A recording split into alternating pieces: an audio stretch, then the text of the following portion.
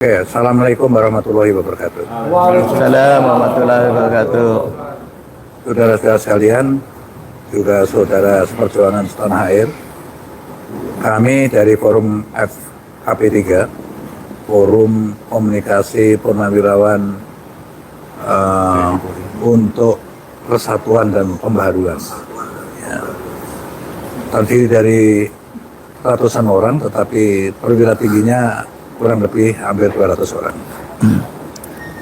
Pada hari ini kita konsolidasi di rumah kediaman saya, ya, lebih tepat lagi di Museum Bang Yos, ya, untuk menyikapi situasi dan perkembangan terakhir di tanah air, khususnya pasca pemilu tanggal 14 Februari 2024. Ya. Nah, apa yang kita hasilkan pada konsolidasi ini nanti akan dibacakan oleh Jenderal Purnawirawan Fahru Rozi, mantan Menteri Agama. Saya persilakan. Pernyataan FKP3 Forum Komunikasi Purnawirawan TNI Polri untuk Perubahan dan Persatuan dalam menyikapi Pemilu Presiden 14 Februari 2024. Assalamualaikum warahmatullahi wabarakatuh. Salam sejahtera untuk kita semua. Sehubungan telah terlaksananya tahap pencoblosan dalam Pemilu Presiden 14 Februari 2024, FKP 3 menyampaikan hormat kepada seluruh rakyat Indonesia yang telah berpartisipasi dalam pemilu tersebut dengan penuh rasa tanggung jawab. Kami sampaikan juga hormat kepada jajaran pemerintah pusat, pemerintah daerah, KPU, Bawaslu, dan seluruh aparat keamanan yang telah melaksanakan tugasnya dalam pelanggaran pemilu presiden di seluruh wilayah Indonesia dan di perwakilan luar negeri dengan beberapa catatan yang sangat perlu menjadi perhatian. Menyikapi perhitungan suara pemilu, kami sampaikan hal-hal sebagai berikut. 1. Kami akan menerima hasil perhitungan suara yang nyata atau real count yang diperoleh dari pemilu yang jujur dan adil. Kedua, kami yang bercita-cita menjadikan pemilu 2024 antara lain sebagai momen memulai zero corruption, penegakan hukum tanpa pilih bulu, membangun sistem pengawasan kinerja pemerintah dengan mengefektifkan fungsi pengawasan DPR dan seluruh komponen rakyat yang kritis, memberi beberapa catatan sangat buruk terhadap pelaksanaan pemilu presiden 2024 sebagai berikut. Pertama, presiden yang nyata-nyata bersikap cawe-cawe terhadap pelanggaran pemilu 2024 dengan mengerahkan aparat pemerintah mendukung pemenangan paslon 02 sangat menodai demokrasi di Indonesia. Kedua, pemunculan nama Gibran Rakabuming Raka sebagai calon wakil presiden 02 yang dilakukan melalui rekayasa hukum yang sangat memalukan dan langsung disambut oleh KPU tanpa lebih dahulu menunggu revisi peraturan KPU telah nyata-nyata telah mengkhianati konstitusi. Ketiga, penggunaan hukum sebagai instrumen politik untuk menyandera tokoh-tokoh politik agar mendukung paslon 02 selain merusak upaya pemberantasan korupsi juga merusak sistem hukum dan politik Indonesia. Keempat, kecurangan oleh petugas-petugas KPU dan jajarannya, serta pendukung paslon tertentu yang dilakukan secara terstruktur, masif, dan sistematis, telah sungguh-sungguh mengkhianati demokrasi dan konstitusi, serta membahayakan eksistensi dan keutuhan negara kesatuan Republik Indonesia. Berdasarkan hal-hal tersebut di atas, kami bersikap sebagai berikut. 1. Memprotes keras deklarasi pemenangan 02 yang dilakukan berdasarkan quick count yang bukan merupakan hasil resmi pemilu. Kedua, mendesak kepada yang berwenang untuk mendiskualifikasi Prabowo Gibran sebagai paslon 02 pada Pilpres 2024. Kemudian untuk menjadi pelajaran bagi semua pejabat negara, kami mendesak Presiden Joko Widodo dan semua pejabat yang telah merusak demokrasi dan hukum Indonesia secepatnya mundur atau dimajulkan. Semoga Allah Subhanahu wa taala, Tuhan yang Maha Esa, meridhoi niat baik kita bersama untuk membangun Indonesia sesuai cita-cita yang tercantum di dalam pembukaan Undang-Undang Dasar tahun 45. Assalamualaikum warahmatullahi wabarakatuh. Jakarta, Museum Bang Yos, tanggal 17 Februari 2014. Terima kasih. Bisa mengajukan pertanyaan sedikit Pak Jenderal? Ya, silakan. Yang hadir siapa aja dalam rapat ini? Sebetulnya anggota FKP 3 ini ada lebih kurang, jenderalnya ada lebih kurang 200 orang. Tapi pada kesempatan ini hadir 40 dari bermacam-macam kesatuan asal. Umumnya dari dari TNI Angkatan Darat, TNI AL, TNI AU dan kepolisian. Alhamdulillah 40-an orang itu ada di sini pada saat ini. Oke, rapatnya dimulai dari jam berapa tadi sampai menghasilkan kesimpulan ini? Mungkin Pak Jos Ya, bisa bisa. Kita mulai jam 10 ya. Ya seperti biasa, alhamdulillah mantan-mantan militer jadi bisa tepat waktu dari datang. Terus kita break untuk sholat zuhur sama makan siang. Terus kita lanjutkan lagi sampai jam sekarang ini. Jam berapa ini? Jam 16. 16. Jam 16. Jadi kira-kira 6 jam lah. Kita berdiskusi. Ya. Kita juga mencari narasumber yang kompeten gitu sehingga deklarasi itu hasilnya seperti ini. Telah kita rumuskan.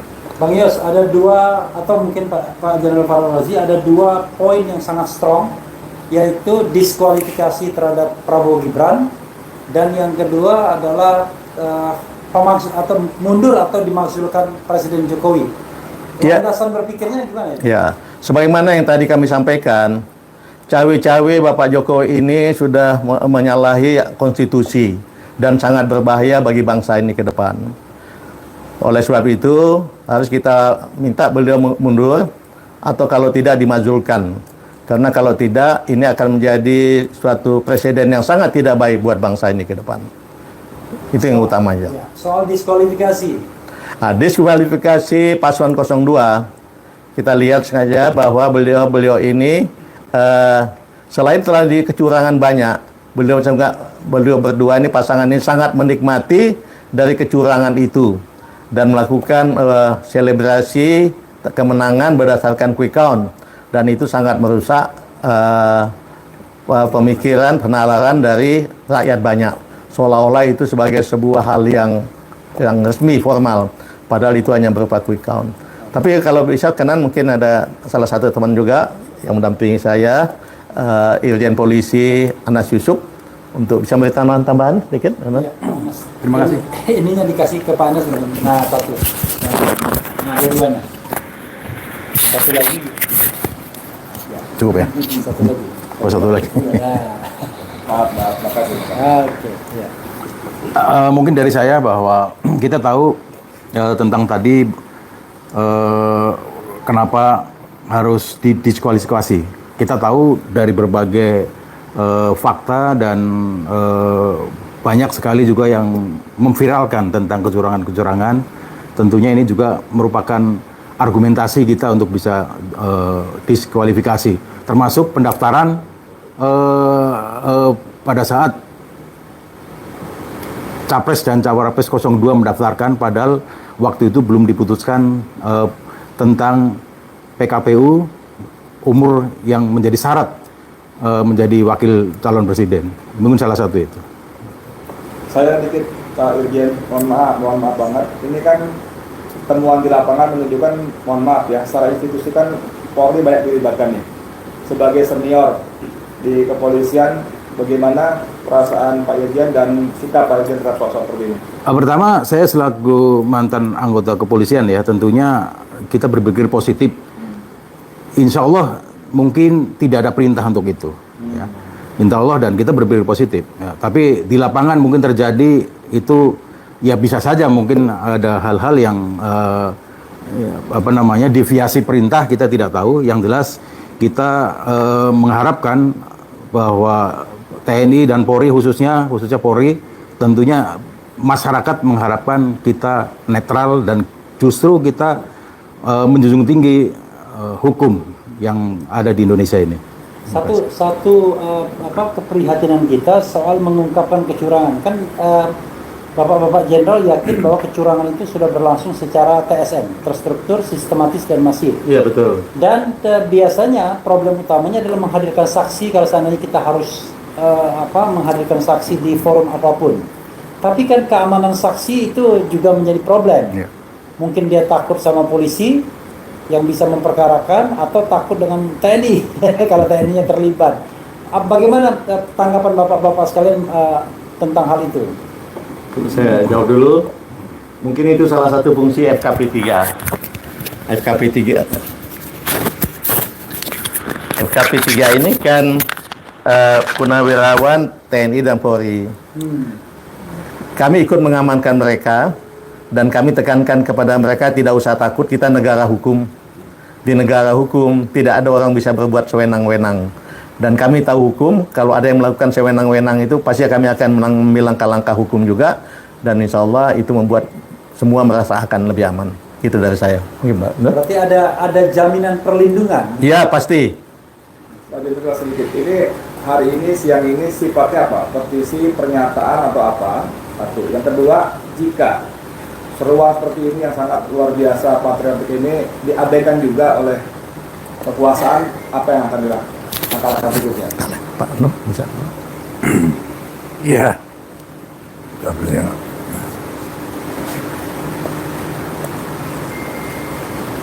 Tentu seperti Pak Fahrul katakan, ini negara hukum. Jadi sudah menjadi hak warga negara siapapun, apalagi di alam demokrasi, untuk menyatakan pendapatnya. Nggak ada masalah, dan itu harus aparat harus menjamin keselamatan dia. Terutama kita tentunya ya, yang sepaham dengan mereka, tentu akan kita backup keselamatannya. Nah, maksud saya kalau seruan seperti ini diabaikan juga oleh kekuasaan, langkah apa yang akan dilakukan? Ya, kita justru khawatir kalau ini nggak direspon, akan terjadi perlawanan yang lebih keras, dan itu merugikan kita semua. Betul. Bisa terjadi people power kan.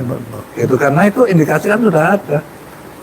Saya ngalami tahun 98, itu hanya mahasiswa saja. Sekarang mahasiswa dengan para guru besarnya sudah kompak semua, dan itu di banyak universitas. Itu kan indikasi yang kita baca bahwa ini kerawanan gitu.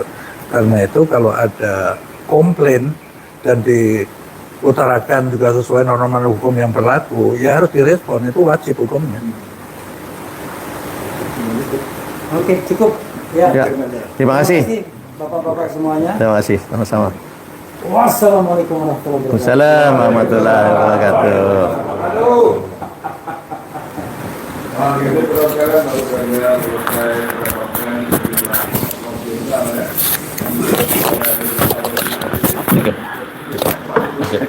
Thank you, Mas.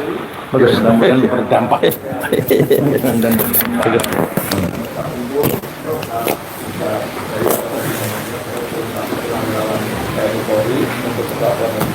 Perubahan. Mudah-mudahan ini akan dapat perhatian sanksinya dari kekuasaan, dari penguasa. Seperti Pak Jenderal katakan, jika diabaikan juga maka dikhawatirkan akan hal yang lebih buruk.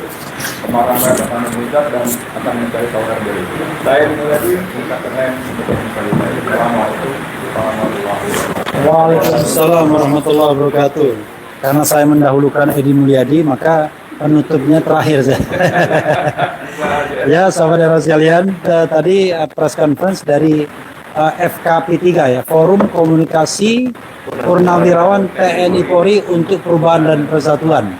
Ada ratusan perwira tinggi yang bergabung, dan 40 diantaranya berpangkat jenderal, baik bintang 1, bintang 2, sampai bintang 4. Bintang 7 nggak ada bintang 7.